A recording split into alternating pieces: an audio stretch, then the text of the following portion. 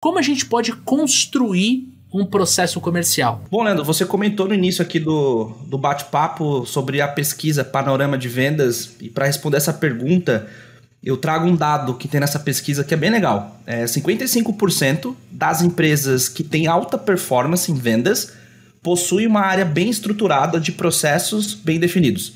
Então aqui eu acho que já começa a importância, né? Reforçar a importância da gente ter um bom processo. Eu concordo contigo, cara, que para criar esse processo, a gente precisa pensar na experiência do cliente. Customer first aqui, né? E eu passei por algumas estruturações, algumas empresas que precisavam rever o processo comercial. E, cara, assim, não tem uma fórmula mágica. Não tem uma bala de prata que fala, ó, esse processo vai servir para você, vai servir para outra empresa. E eu costumo falar que cada negócio tem uma particularidade. A minha sugestão, assim, do que eu já vivi, o que eu passei, cara, em times de vendas e construímos um processo, comece documentando o processo atual e o que vem dando certo. Eu acho que isso aqui é a principal dica, assim. Se você é uma pessoa que está sozinha no time comercial ou tem uma, duas pessoas, comece documentando de ponta a ponta. O que você faz? Primeiro eu ligo para o cliente, segundo eu faço uma reunião aqui de diagnóstico, terceiro eu apresento meu produto, envio uma proposta, documente o que você faz na prática, assim. Acho que essa aqui é a principal dica. Excelente. Pega as melhores pessoas aqui, os top performance que você tem na sua equipe e também faça esse mesmo exercício, para você entender quais são as boas práticas para realizar esse processo. E documente. Acho que a principal palavra é essa. Cara, e eu acho assim que, além de documentar, né, o que você faz, eu estava anotando aqui, uma das coisas que o amigo ouvinte pode fazer, né, é ele pegar ali 2, 3, né, sei lá, no máximo 4 clientes que ele tem muito relacionamento, que ele tem muita proximidade, e fazer uma pesquisa com ele, fazer uma entrevista. Daniel, vou te ligar, né, eu vou passar na tua empresa pra gente tomar um café, vou te levar um presente aqui, mas eu queria meia hora do teu tempo aí para eu fazer algumas perguntas, pra eu me desenvolver, para eu crescer, para eu melhorar. E aí eu faço perguntas do tipo, como é que foi a experiência de compra? Quais foram os pontos que, de repente, quando você estava conversando comigo, você achou interessante na minha abordagem comercial? Você não precisa falar de processo com o cliente, mas você pede os insights dele para ele enxergar como ele pode, na resposta, te ajudar. Aonde eu ganhei esse contrato, né, Leandro? O que eu fiz de diferente que talvez as outras empresas não fizeram? Né? Porque se tem uma coisa que apareceu nessas 3 ou 4 aí, você fala, cara, isso daqui tem que... Vai que foi sorte, eu fiz só nessas 4 no ano, né? E eu fechei. É isso que eu tenho que fazer com todo mundo, né? Porque é um indicador fortíssimo de que é um negócio que deu resultado. E outro ponto, assim, Leandro e Dani, é que tem muita gente que acha que o processo é engessado. Vou fazer um processo, ele vai ser perpétuo pro resto da vida. E não. Ele tem que ser cíclico, né? Você precisa estar refazendo, revendo o processo, porque eles mudam o tempo todo. Então não precisa ter essa preocupação de falar, vou montar um processo que vai ser pro resto da vida da empresa. Não, a gente sempre tem que estar atualizando, né? Ele é um documento vivo que a gente brinca aqui na empresa. Tem que ser, porque o cliente muda, né? O mercado muda, você muda. Às vezes você tem uma atualização de produto que, não requer mais 2 reuniões para você fechar, uma reunião é suficiente, então você vai redesenhar um pouco as etapas da tua venda, o teu processo comercial. E além de você documentar o que você faz hoje como primeiro passo, cara, tem um outro exercício que a gente estimula sempre os clientes a fazerem, Caio, que é o seguinte, vendedor, pensa bem rápido assim, né? Qual é a etapa que você mais tem cliente parado? Né? Qual é a etapa? Analisando proposta. Opa! Escreve, pega, analisando proposta. Porque ela pode ser uma etapa crucial dentro do teu processo para você melhorar ele. Para você descobrir aonde está travando o teu processo e você consegue, com pequenos ajustes, com técnica, com treinamento, com mentoria, com desenvolvimento, você consegue destravar e você aumentar o fluxo de vendas do teu negócio. Por isso que o título do episódio é Venda Todo Dia, né? Que é um processo que te ajude a ter fechamentos recorrentes. E um dos fatores muito, mas muito importante de se considerar quando você está olhando um processo, quando você vai construir o teu processo comercial, é você entender o que você vende, né?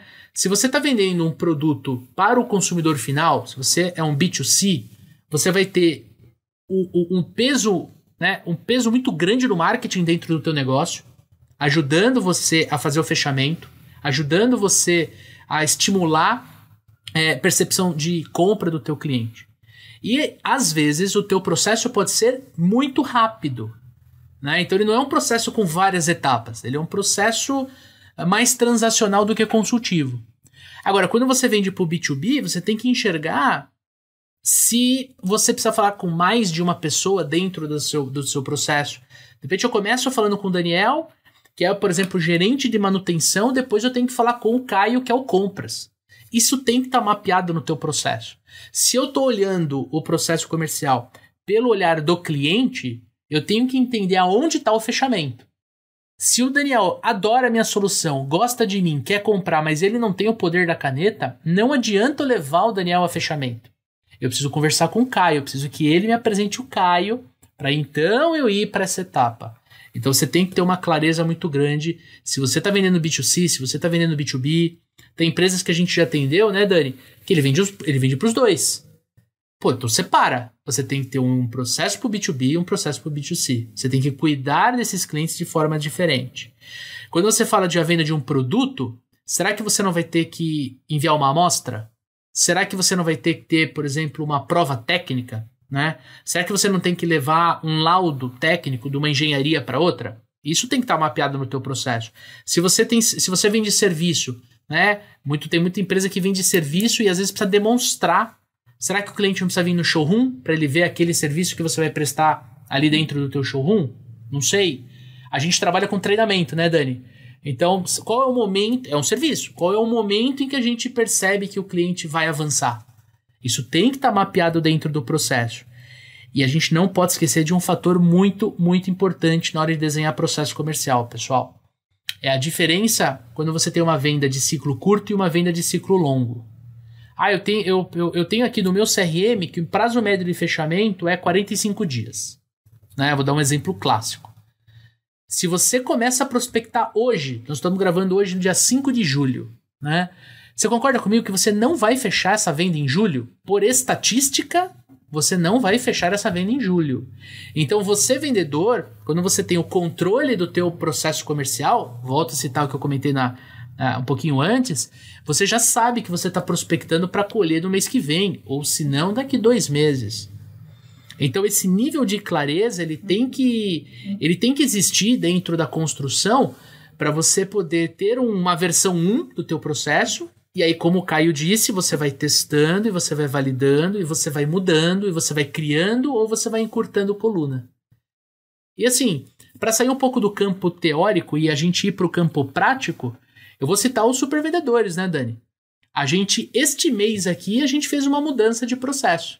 Até o mês anterior, a gente tinha 3 processos comerciais diferentes. Como a gente mudou o estilo de venda de um produto específico, né? A gente não viu mais a necessidade de manter 3 funis. A gente consegue manter um só e colocar todas as oportunidades dentro desse único funil ou desse único processo. Essa adequação dá mais velocidade na hora do vendedor, da vendedora, na hora da gente falar com o cliente. Eu não preciso mais de 2 reuniões online de 45 minutos cada uma. Eu já sei que aquele produto chamado recrutamento e seleção, eu consigo fazer uma reunião por telefone e outra online. E aquele produto de treinamento em compra, eu preciso de 2 reuniões realmente mais longas, mais compridas. Então, quando a gente fala de construção de processo, pessoal, a gente tem que entender esses 3 elementos fundamentais. O que eu estou vendendo, né? O meu produto, um serviço, quais são as características que ele tem, como é que o meu cliente compra, né? Segundo, se eu estou vendendo B2B e B2C, se eu estou fazendo uma venda consultiva ou se eu estou fazendo uma venda transacional, existe uma diferença gigantesca entre elas, ok? E o terceiro, prazo médio de fechamento ou ciclo médio de fechamento. Eu tenho que respeitar essa característica. Lá na frente eu vou adotar estratégias para diminuir o meu prazo médio de fechamento. Não tem problema, eu quero vender mais rápido, eu quero ser mais produtivo, beleza. Concordo contigo. Mas nesse momento que você está construindo, que você está começando, você precisa respeitar o número que tem ali no teu CRM, aquele número cru, porque senão você vai ficar meio cego. Vocês concordam, gente? A importância do processo e da gente é ter controle dele em sentido de metrificar, de métricas e tal. Tive um caso aqui também, Leandro, esse mês, inclusive, cara. Eu tava olhando meu funil de vendas e as etapas, e eu identifiquei duas partes do processo que não estavam muito bem ajustadas. A primeira dela é o primeiro tempo de contato. O meu primeiro tempo de contato estava muito alto. Logo, eu entendo que se eu tenho o meu primeiro contato em até 30 minutos, eu melhoro a minha chance de fechamento em 60%. Esse era um dado que eu tinha no meu processo. Só que o nosso tempo de contato estava muito alto. A segunda informação é que a minha eficiência de oportunidade gerada de vendas estava baixo. Como que eu entendi? Eu olhei o meu processo, entendi como estava separadas as etapas e eu propus um experimento. E aqui vale também, quando vocês entenderem que o processo não está funcionando, façam um teste AB. É a melhor saída que vocês vão ter, sabe? Experimentos a todo momento. Então, para resolver esse problema, o que eu fiz? Eu coloquei uma SDR, uma SDR, uma pré-vendas, para atuar nessa primeira etapa, que não tinha pré-vendas no processo. Então eu coloquei uma SDR para diminuir o tempo de contato, então ela é mais rápida, mais ágil. Logo, quando ela fizer essa qualificação e gerar valor no primeiro contato, eu vou passar uma oportunidade mais qualificada para o meu time de vendas. Com isso, eu aumento a minha eficiência, que a gente chama de opt-to-own, né? Eficiência de oportunidade para venda. Então, acho que aqui vale também vocês entenderem o processo, dominar os números e tomar decisões aqui para vocês corrigirem esses nuances que podem acontecer no dia a dia, né? Trazendo um caso prático aqui para vocês. Este podcast é trazido especialmente para você pela RD Station. Ouvindo esse conteúdo, você vai perceber o quanto o processo comercial está relacionado ao playbook de vendas e, claro, vai enxergar como a metodologia PIS pode ajudar você e a sua empresa. Quer estender tudo o que você vai aprender hoje ouvindo este podcast? Então corre no link que acompanha esse episódio para você ter acesso gratuitamente. Repito, gratuitamente a 2 conteúdos da RD Station. Um é um template para você criar o seu playbook de vendas e o outro é de fato a metodologia PIS com todas as letras para te ajudar a fazer uma gestão profissional da sua empresa, do seu negócio e você que é vendedor fazer uma gestão também da tua carteira.